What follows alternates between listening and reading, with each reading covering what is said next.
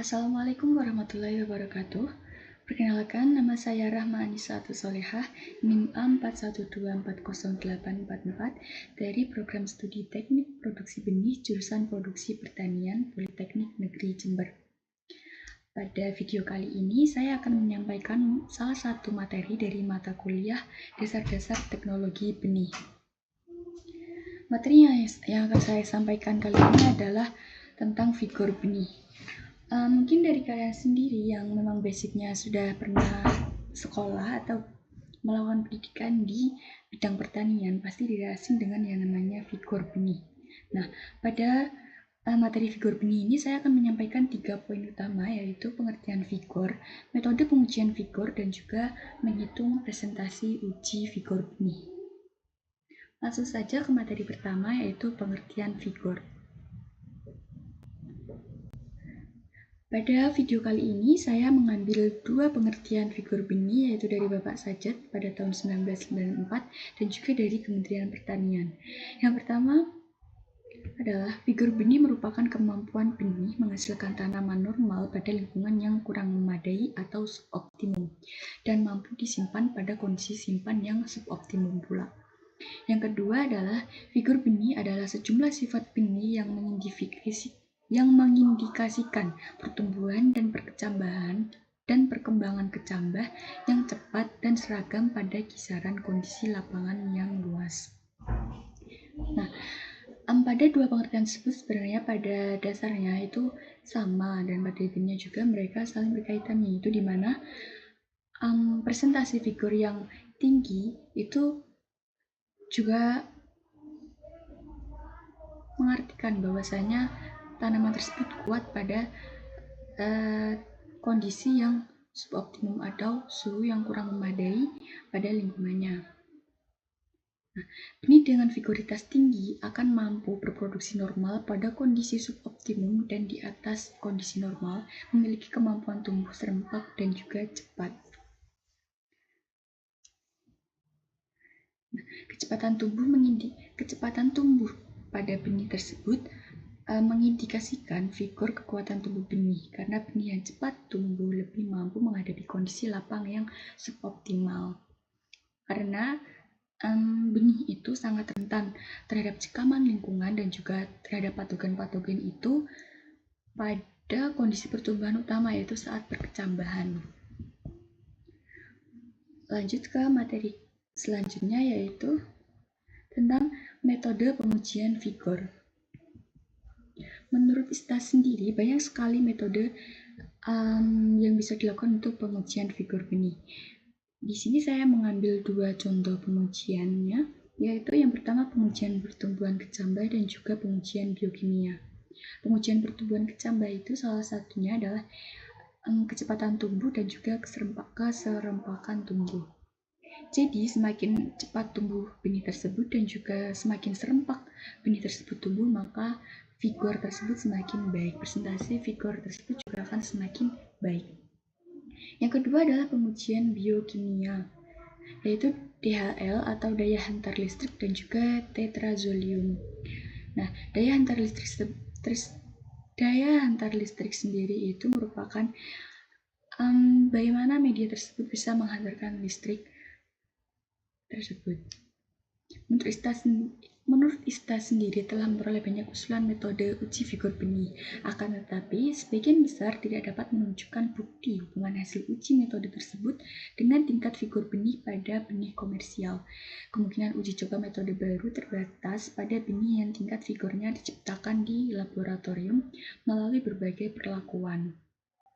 Dengan demikian, ISTA tidak dapat melanjutkan usulan metode uji vigor tersebut dalam program validasi metode.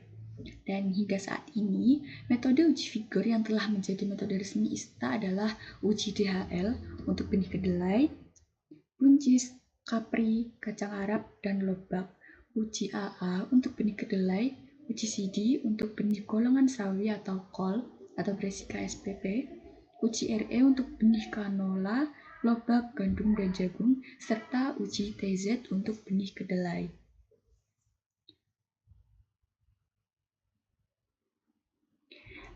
Nah, Nanti selanjutnya adalah cara menghitung persentase uji vigor benih. Nah, untuk menghitung persentase uji vigor benih sendiri, berikut ada langkah-langkahnya. Untuk menghitung persentase vigor benih, kamu bisa menggunakan rumus pada layar begini. Persentase vigor sama dengan jumlah benih berkecambah dibagi dengan jumlah benih yang diuji dikali 100%.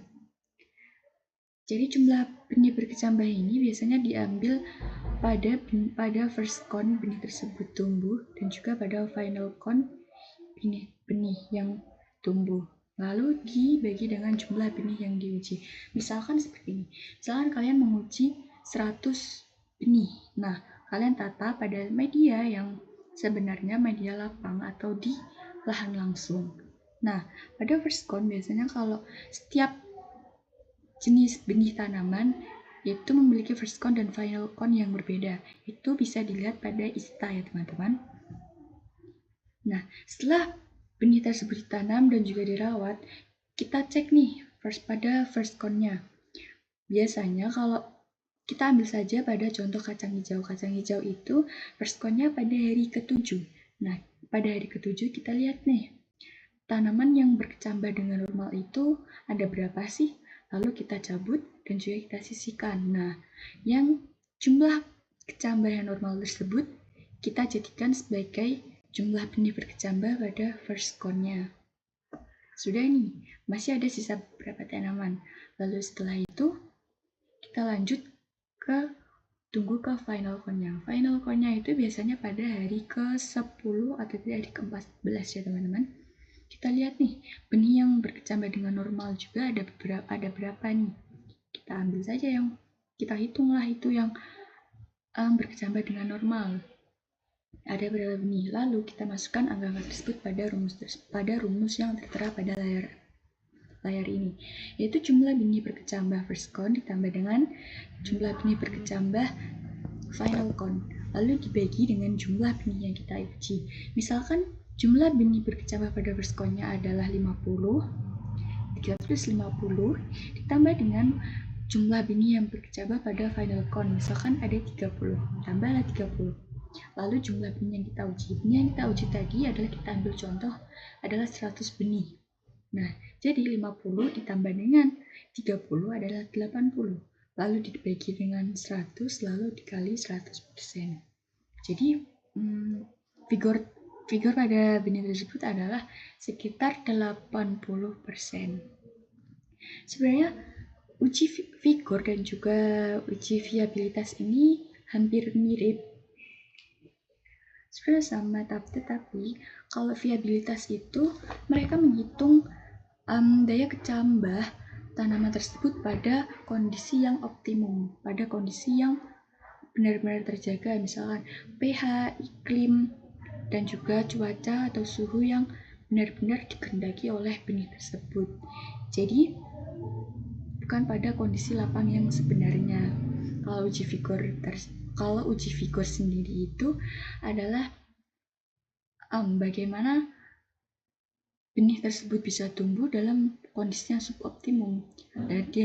Jadi dari kondisi lapangan yang sebenarnya, misalkan pada saat ini cuacanya tidak menentu, ya harus bagaimana benih tersebut bisa tumbuh dengan kuat dan tumbuh dengan optimum pada kondisi lapangan yang tersebut.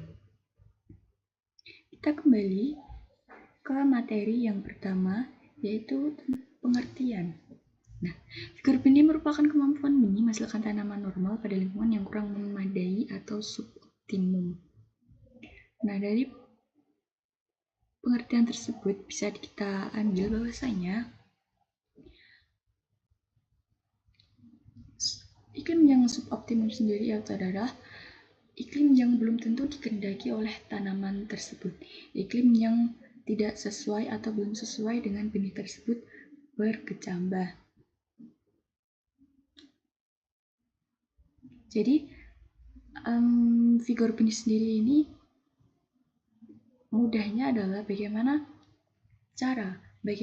sih persentase tanam benih tersebut bisa hidup pada kondisi lapangan yang sebenarnya tanpa adanya campur tangan manusia pada pengaturan suhu, iklim, dan juga yang lain-lainnya.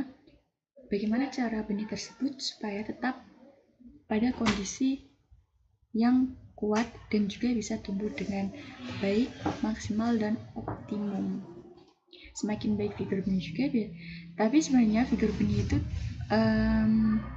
belum bisa menjadi patokan.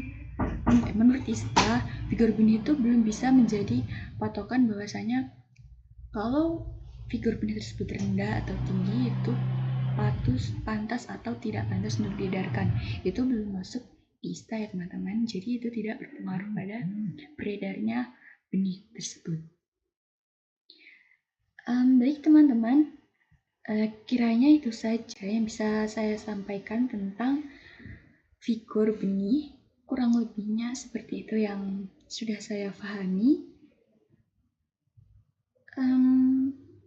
Terima kasih sudah menonton video saya. Kurang lebihnya mohon maaf, dan jika ada salah kata atau salah pengertian yang saya sampaikan, mohon maaf sebesar-besarnya. Terima kasih telah menonton video saya. Wassalamualaikum warahmatullahi wabarakatuh.